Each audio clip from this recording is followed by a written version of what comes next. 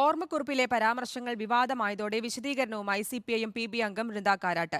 എന്നെ ഭാര്യ മാത്രമാക്കിയെന്ന പത്രവാർത്തയുടെ തലക്കെട്ട് വളച്ചൊടിച്ചതാണെന്ന് ബൃന്ദ കാരാട്ട് വിമർശിച്ചു. എഴുതാത്ത കാര്യങ്ങളാണ് തലക്കെട്ടാക്കിയത്. പുസ്തകത്തെക്കുറിച്ച് പാർട്ടിയെ അറിയിച്ചിരുന്നുവെന്നും ബൃന്ദ പറഞ്ഞു.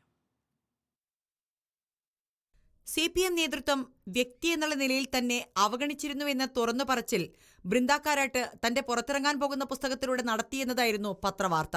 ദേശീയ തലത്തിൽ തന്റെ വ്യക്തിത്വം അംഗീകരിക്കാതെ പ്രകാശ് കാരാട്ടിന്റെ ഭാര്യ എന്ന നിലയിൽ മാത്രമായി പരിഗണിച്ചു. പാർട്ടിക്കകത്ത് രാഷ്ട്രീയ ഭിന്നതയുണ്ടാകുമ്പോൾ ഈ സമീപനം കൂടിയിരുന്നു. പുറത്തിറങ്ങാനിരിക്കുന്ന ആൻ എഡ്യൂക്കേഷൻ ഫോർ ഈത്ത എന്ന ഓർമ്മക്കുറിപ്പുകൾ അടങ്ങിയ പുസ്തകത്തിലാണ് ഇക്കാര്യങ്ങൾ ബൃന്ദ കാരാട്ട് പറയുന്നത്. ഒരു പ്രമുഖ മാധ്യമം ഇക്കാര്യങ്ങൾ അടർത്തിയെടുത്ത് പ്രധാന വാർത്തയാക്കുകയും ചെയ്തു.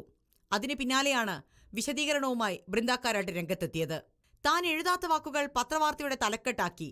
കാരാട്ടിന്റെ ഭാര്യ എന്ന നിലയിലല്ല പാർട്ടി തന്നെ പരിഗണിച്ചിട്ടുള്ളത് എന്ന് Brinda Karat തുറന്നടിച്ചു. Unfair, it is unethical to put a headline in quotes which does not exist in the book. I hope they will give me an apology.